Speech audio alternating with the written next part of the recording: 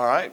I mean, I'll, for the most part, just answer questions. I mean, like Brad said, we'll be going to Boston, playing the Fenway Bowl. I would think that means against a future ACC opponent, which is, kind of cool. We'll get to kind of leave this chapter and begin that chapter a little sooner. And just had a good team meeting with the guys. I mean, the bottom line is we're still celebrating what happened last night, and we're not going to let news of this afternoon that maybe we don't agree with overshadow that. So tonight at 6:30 we'll have our team banquet.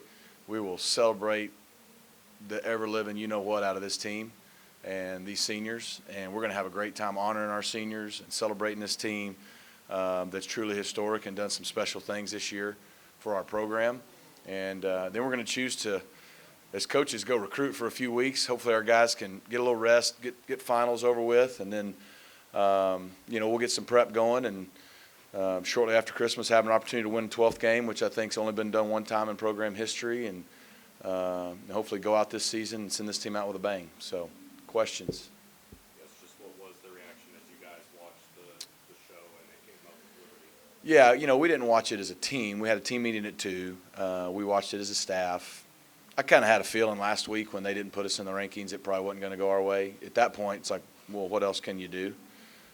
If you're not going to rank us after going 10-2 and winning on the road at Memphis and some of the other things we did, but you're going to rank Liberty, for example, then what you're saying is the record matters more than the team, the quality of the team, who you played, who you beat. I mean, we're the only team that I know of in the Group of 5, at least that was in that conversation, that played 2 teams that are in the top 25. We won one on the road last night, and we lost to number 12 on the road at their place. And so, we know what our team is. We know who we are. And that's the cool thing about this bunch. So when we had a team meeting, that's just all I told them, man. We kind of look back at last night a little bit. We haven't had a chance to fully celebrate the win like we will when we probably start our bowl prep like we would normally do on a Monday morning. But I just told them how proud I was of them. This was our goal.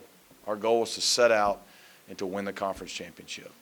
And talked about it the first day of fall camp, and I never said the word again. We just talked about the championship process. They bought in. They earned it. We're sure of who we are. I think our resume, the data, all the information speaks for itself. Most people involved understand what probably should have happened, but except for the 13 people making the decision, and it's out of our control. So we're going to choose to celebrate last night because these guys deserve to be celebrated. They earned it, and then we're going to get ready for our last game with this team and try to go out with a bang. Is what happened why you said what you said last night about y'all's resume? Yeah, I said my piece last night. Clearly they didn't listen. I mean, you can just go on any platform and see. You can listen to the guys who called our game. You can listen to the guys on the ESPN show. They were shocked. And look, give Liberty credit. It's a good football team. They deserve that opportunity too. There can be a scenario where both teams are deserving. I'd love to see what Vegas would set the line at with us and them. I have a feeling I know what it would be, but neither one of us will get a chance to play that game. But credit them. Jamie does a good job. They got a heck of a football team. Caden Salters from right down the road, heck of a player. So excited for them. It's part of life, disappointments. There's a a soon-to-be conference member in Tallahassee not real happy today either. It just happens. You're on one side or the other. But we're choosing to be pretty fired up about what happened last night. And we're choosing to enjoy it. So, yeah, I said my piece last night. I do think we missed a layup. I think it's pretty clear cut. But I didn't make the decision. If you had an inkling last week that it may not go in your favor, did you and your staff say anything to the players prior to last night's game to try to guard against any kind of a letdown? No, and the only inkling I had was just my gut. There was no, secret intel. I found out today when it popped up on the TV screen like everybody else. And no, we never once talked about it because this team was driven for one goal. And look, playing in a New Year's Six Bowl would be awesome. I've been able to coach in a few of them. They're cool. I don't know what they were called when I coached in them, but whatever. The Fiesta Bowl, the Rose Bowl, the Sugar Bowl. I've been in all 3 of those, and it's pretty cool. I'd love that experience for our kids because they earned it. But that wasn't our goal. Our goal was to bring home a conference championship, and we did that. Mission accomplished, and there's nothing more gratifying than that, and we're going to celebrate that with our kids. I think I got asked the question like last night about style points. I mean, when you go dominate a top 25 team the way we did on the road and win a conference championship, that's all the style points you need. Coach, moving into a new conference next year, how much confidence does this season give you with a lot of unknowns? it gives us confidence. It gives our, we continue the momentum our program's had over the last several years. We went out. I'm raised, you always want to leave with your boots clean, the saying. You want to leave the best way you can. Leave a place better than when you found it. I feel like our program is leaving the American better than when we got into it. I think as a program we're leaving the best way we possibly could have, obviously. I think our guys have handled it with class. I know we're very grateful to the American. We got a lot of momentum going into the offseason. Going into the ACC is going to be a great challenge that we're excited about. It's not going to get us any wins next year, but it sure helps. I mean, there's a lot of momentum on the recruiting trail. I think there's even maybe more today coming. So, we got a. It was cool. When we had the team meeting at 2:00. We didn't have a lot of disappointed, dejected guys. I mean, sure, they wanted that opportunity, but they're still fired up about last night because that was what our goal was, and they'll be fired up to go up to Fenway. I mean, I got to coach in the first game ever played at Fenway. It's pretty cool. I was going to ask you, had you ever been to a baseball game at Fenway? I have. My best friend growing up in college at Arkansas, he now lives in Greenwich, Connecticut, but he went to out of college and got started in private equity in Boston, so I visited him a lot. So he lived you could see the sit-go sign from his apartment. So we went to a couple games. He got married there, so we went to more. And then when I lived in Connecticut for a year, we drove the boys up one night to watch them play the Yankees. That was cool. And then, we played our second to last game of the year was the first game ever in 2017 played at Fenway. So we played in there. It was really cool, just the history, and you walk out of the dugout. And so I know the Bowl will do a fantastic job, and maybe third time's a charm for our program going there. Once you got out of the stadium last night, what was the response like from SMU fans, from friends and former colleagues? I had a headache when I finally got out of there, just from the game in general. That's not abnormal. And then the celebration part of losing my voice, the media, the celebrating in the locker room. One of my phones had a little over 200 text messages. And then my other phone's been out for like 4 days. The screen doesn't work. So that's kind of cool. So it was buzzing a lot, but I don't know. So there's a lot of people think I'm being shady, but I'm not.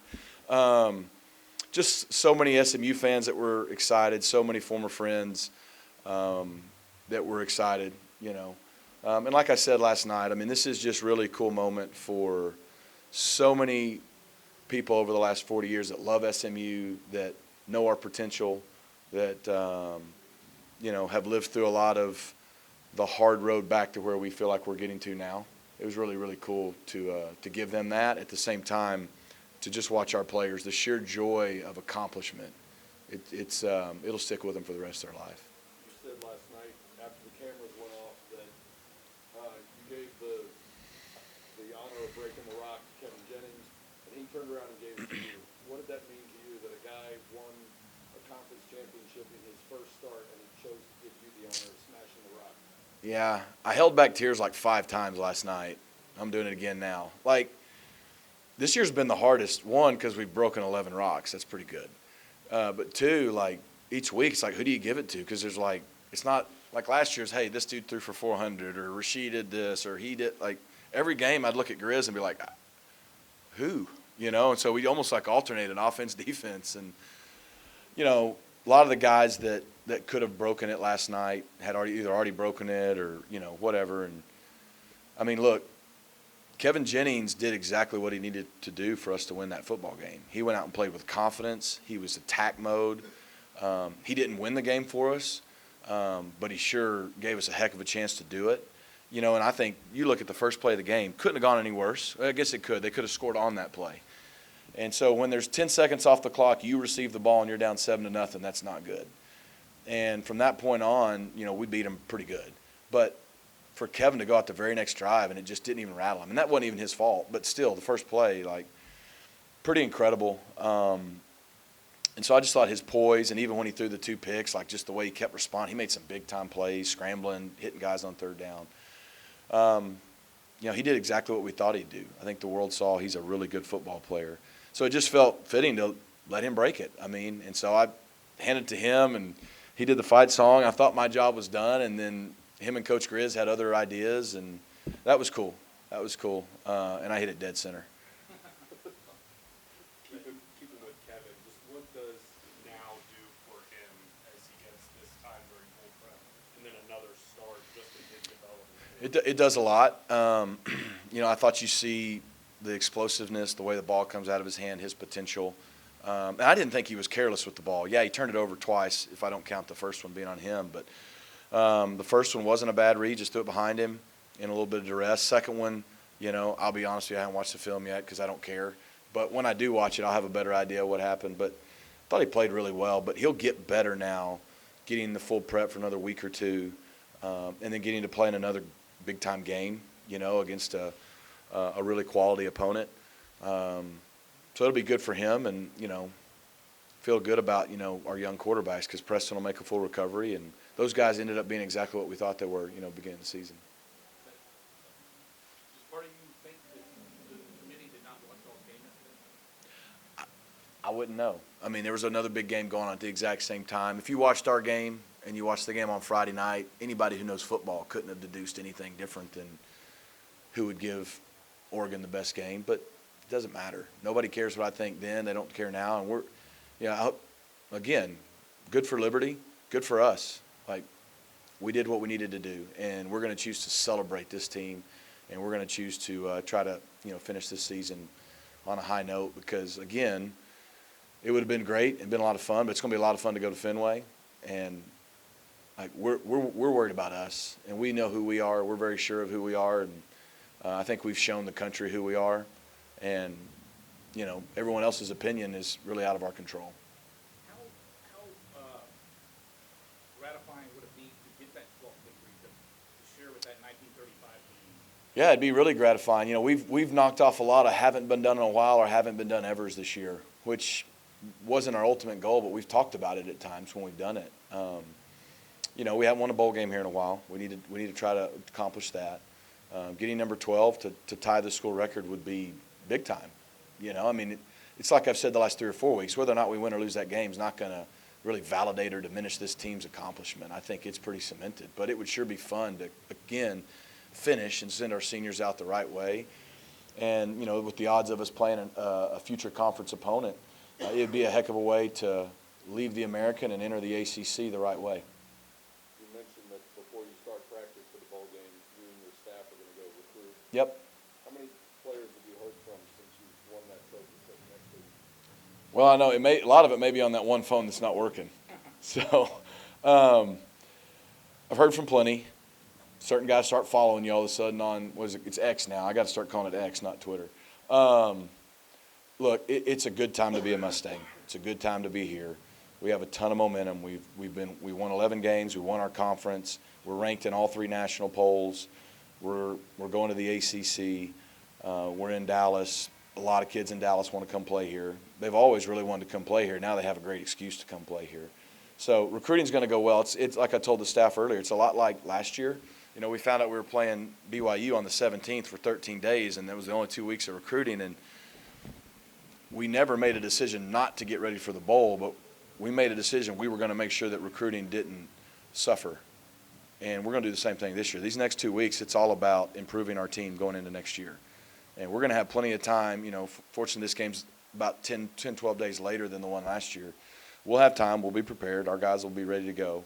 And our goal is going to be sole focused on winning that game. But these next 2.5 weeks are critical to finish up this high school class, which has had some additions lately and maybe more because of all that's happened. But then obviously how the transfer world's going to go as it opens up, you know, really tomorrow and goes for the next month or so. Anything else, guys, before we do respectful to the team? I know it kind of just happened with Fenway, but kind of cool. Rangers win their first World Series ever. You guys win first conference title in forever, and you're finishing it up in a baseball stadium. Yeah, that is cool. Too bad we're not playing where the Rangers play, huh? But, yeah, we just tried to follow the Rangers' lead this year and go and take it, and we did. It's like a All right.